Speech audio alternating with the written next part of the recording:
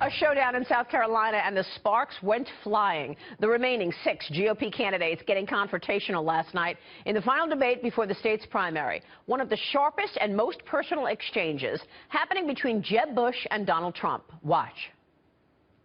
I am sick and tired of him going after my family. My dad is the greatest man alive in my mind.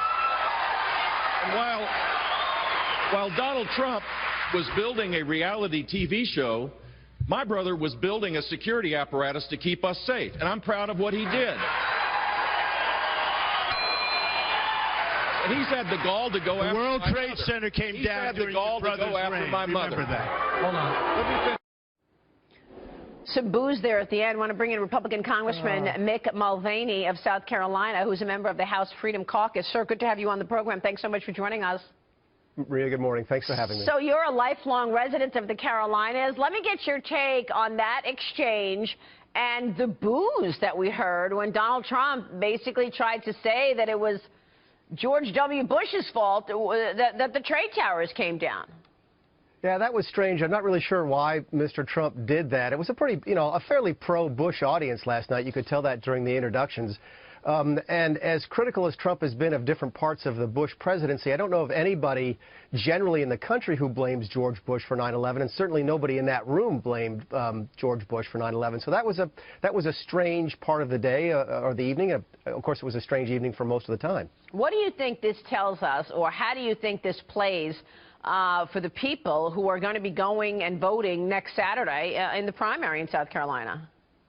Yeah, I didn't think that Dr. Carson did particularly well, and I don't think that Jeb Bush did particularly well. I was not sure why he was attacking Donald Trump. First of all, he's not going to get Donald Trump's voters away from him in the first place.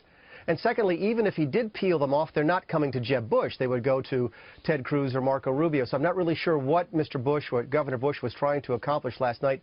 I don't think he did particularly well. I think John Kasich did fairly well. I thought that Marco Rubio did well, and I thought Cruz and Trump sort of tread water. So my guess is you won't see Dr. Carson do very well, and you won't see Governor Bush do very well next Saturday. Wow. Okay. It's interesting because it felt like these last couple of days, Jeb Bush was sort of getting his sea legs a bit back, fighting back a little more aggressively. But you don't think you don't think it's going to necessarily materialize in votes?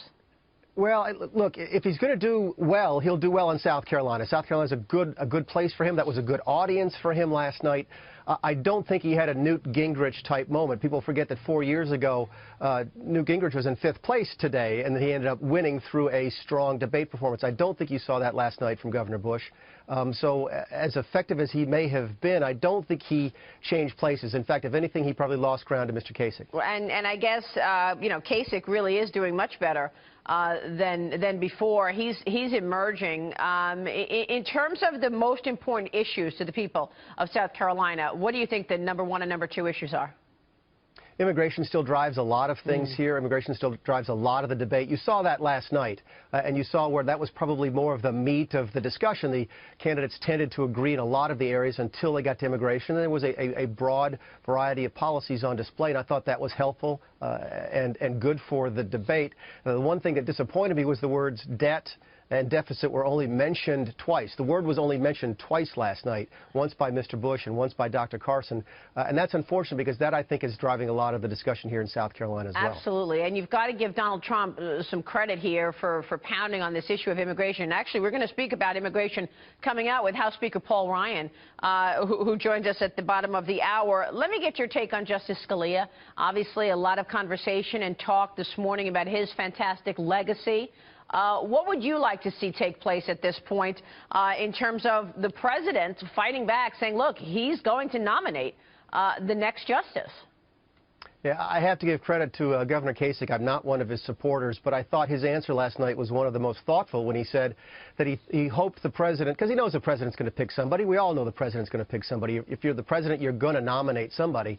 But when Governor Kasich suggested to the president that he pick somebody that could have some bipartisan support and be a uniting force on the court, I thought that was a really good answer. And maybe the president would serve well to follow that advice. My guess is that's not going to happen. But do you think that the president will be able to get his nominee through? No. Simple answer there. Sir, good to have you on the program this morning. Thanks very much. Thanks, Maria. We will see you soon.